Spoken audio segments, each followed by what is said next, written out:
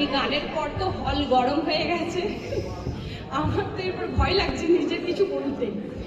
So উপস্থিত সবাইকে আমার বিজয়ার অনেক অনেক শুভেচ্ছা এবং দীপাবলির শুভেচ্ছা।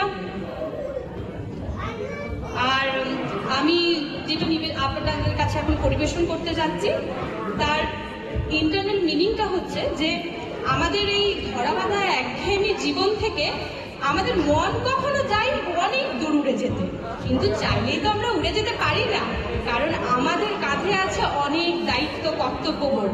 তো সেই থেকে দিতে হয় আমাদের বাস্তবিক জীবনে। সেই নিয়ে আমার কবিতা মেঘ বলল, কবি শুভ দাশগুপ্ত।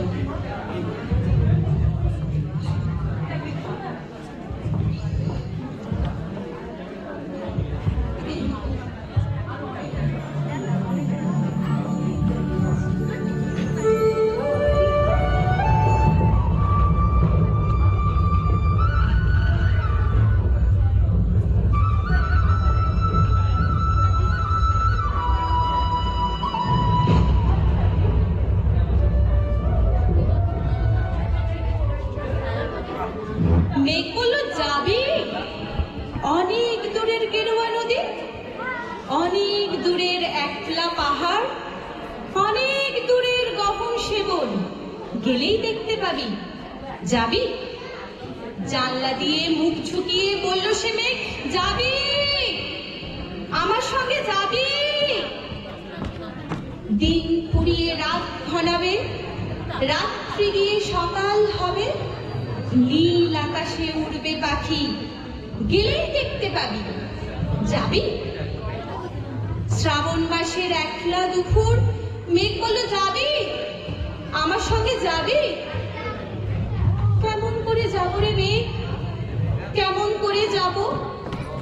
নিয়ম বাঁধা জীবন আমার, নিয়ম ঘেরা এধার ওধার, কেমন করে নিয়ম ভেঙে এই জীবন হারাবো? কেমন করে যাব রে মেঘ, কেমন করে যাব?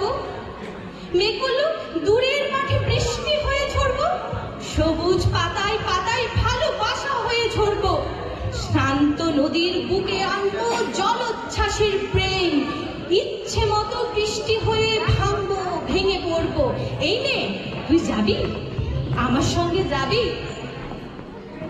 যাব না মেঘ, পারবো না রে যেতে, আমার আছে কাজের বাঁধন, কাজেই থাকি মেতে। কেবল যখন ঘুমিয়ে পড়ি তখন আমি যাই, সীমার বাঁধন দৌড়ে এক ছুটে পালাই, তখন আমি যাই। স্বপ্নে আমার গেরুয়া নদী, স্বপ্নে আমার সুনীল আকাশ, স্বপ্নে আমার দূরের পাহাড়, সব কিছুকে পাই, তখন আমি যাই। জাগরণের এই যে আমি কৃতদাসের মতন, জাগরণের এই যে আমি এবং আমার জীবন, কাজ অকাজে সুতোয় পোড়া মুখোশ ঘেরা জীবন, তবুরে মেঘ যাব একদিন ঠিক তোরই সঙ্গে, শ্রাবণ হাওয়ায় নতুন রঙ্গে। যাব রে মেঘ যাব, সেদিন আমি শিমুল পলাশ ভিজব বলে যাব, পাগল হাওয়ায় উতল ধারায় আমায় খুঁজে পাবো।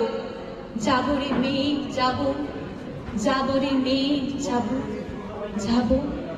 নমস্কার।